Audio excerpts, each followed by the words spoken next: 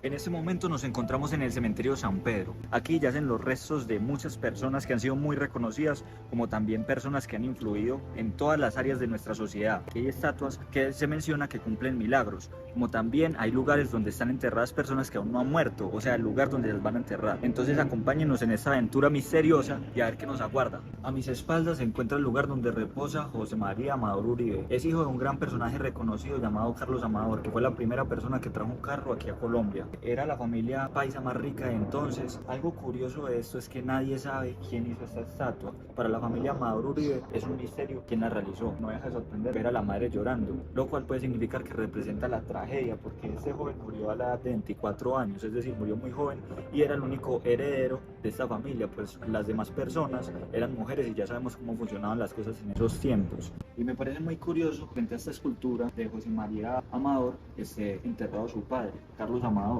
que como ya les mencioné fue una persona ilustre aquí en Antioquia, era hijo de personas cartageneras y se casó con la hija de un gobernador de ese entonces de Antioquia. Algo llamativo de él empezó a estudiar por todas partes, por Norteamérica, por Europa, y empezó a ser reconocido. Incluso recibió una invitación a irse en el Titanic en Inglaterra cuando iba a zarpar. La cosa es que llegó un día tarde. Entonces el Titanic zarpó y ya no sabemos la historia de lo que pasó. Entonces este man se salvó de milagro. Muy influyente aquí en Colombia, que como ya les mencioné trajo el primer automóvil a Colombia y eso fue en 1899. A mi derecha tenemos estas tres estatuas que son tres mujeres, se les llama las tres parcas del destino. Son mujeres muy visitadas aquí en este cementerio porque se menciona que cumplen milagros. También se dice que son ánimas y por eso las personas vienen a dejarle flores o a veces les dejan vasos de agua porque se menciona que tienen sed. Los otros artistas le han dado su significado de que estas tres mujeres representan la niñez, la adultez y la vejez.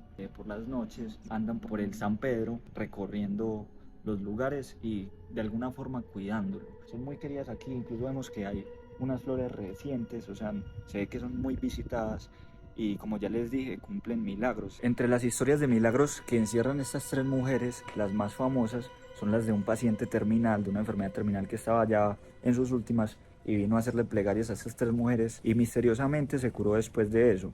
También tenemos la de una familia que estaba muy endeudada y después de hacerle plegarias a estas tres mujeres pudieron salir de las deudas. Pero no solo esas tres estatuas hacen milagros, también se menciona que Peter Lorek, la persona que aquí yace, hace milagros. Los Lorek eran una familia de austriacos que se vinieron a vivir aquí en Medellín, de parte del padre que está enterrado a su lado, Hans Maximilian Lorek.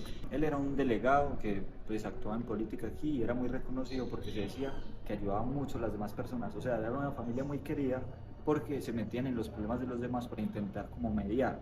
Su hijo Peter falleció pues en este accidente aéreo, del cual casi no se tiene registro aquí en Colombia. La familia pues empezó a cuidar mucho de eso y con el tiempo se empezó a crear pues este mito de que Peter Lorek ayudaba. Esto debido a que mencionaban que como estas personas ayudaban en vida, también lo harían en muerte, pero es un lugar muy famoso entre muchas personas que vienen a hacer plegarias. Hace rato les mencioné que aquí hay personas que ya tienen su lugar donde van a morir, pero que todavía no han muerto. Y una de estas personas es Gustavo Álvarez Gardiazabal. Esta persona es famosa aquí en Colombia porque ha trabajado en periodismo, fue gobernador del Valle del Cauca, entre otras muchas cosas. Yo estoy seguro que ustedes alguna vez lo han escuchado. Antes de que se hiciera esta figura, él ya tenía un lugar donde se iba a enterrar. Era un cementerio en Caldas. Él era muy amigo del fundador de ese cementerio, pero con los años el cementerio cambió las directivas, empezaron unas nuevas reglas en las cuales decían que no podían haber estatuas en ese cementerio. Entonces este hombre, Gustavo Álvarez Gardiazabal, dijo que lo habían echado del cementerio sin haber muerto, pero claramente no fue así, sino que cambiaron las reglas. O sea, dijo muchas cosas sobre ese cementerio y este cementerio San Pedro le abrió las puertas para que pueda ser enterrado aquí. Es muy curioso porque si se dan cuenta no es largo, si se dan cuenta esto en realidad no tiene profundidad, sino que en realidad es algo corto y esto no es porque vayan a echar las cenizas ahí, sino porque el cuerpo va a ser vertical, él va a ser enterrado parado.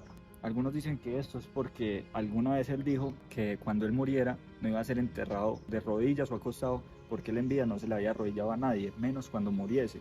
Como ven, esta figura es demasiado extraña, si la ven, que causa como misterio. La hizo un escultor muy famoso aquí en Colombia, Vélez Correa. Estoy seguro que ustedes lo conocen porque Vélez Correa es quien esculpió esta figura de Juanes en Carolina del Príncipe. Esta figura fue muy polémica porque se le pagó a este escultor 60 millones para ponerla en ese parque y pues el pueblo y mucha gente de la política ya no estaba de acuerdo porque cómo se iba a destinar plata a eso. Y aquí leemos. cóndores no entierran todos los días, que Es un libro. Es Es un un libro libro. de Gustavo Álvarez Gardiazabal. me parece como muy detallado, o sea, se ve muy, muy real. Ahorita estaba imaginando como si se empezara a mover o algo.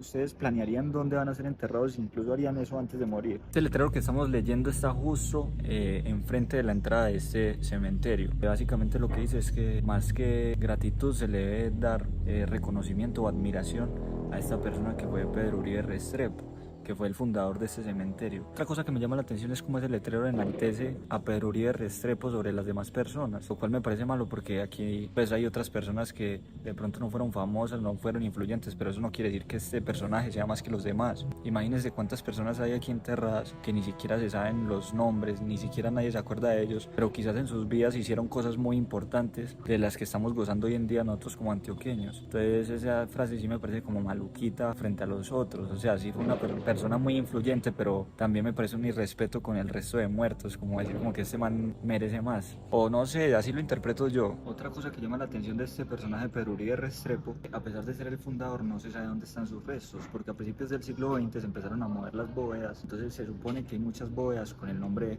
de esta figura importante, pero no se sabe exactamente dónde está. Esa información se perdió a principios del siglo XX. Lo que también nos parece muy curioso la forma de estos mausoleos, o sea, si se dan cuenta no son formas comunes, sino que están inspiradas en un arte. Vemos símbolos que representan y quieren decir algo, o sea, eso no está puesto porque sí. No solamente es de historia, sino también de arquitectura, o sea, los cementerios tienen de todo. Y ya hablando un poco más de este tema, este cementerio fue creado por las 50 familias más poderosas de toda Antioquia. Era un cementerio muy llamativo, que tiene una estética europea por esta forma de rotonda que tiene, y un cementerio que guarda mucha historia tanto cultural como política de la sociedad antioqueña. Yo los invito a que vengan a este cementerio y no tienen que investigar porque aquí mismo también hay letreros que van explicando todo lo que se va viendo.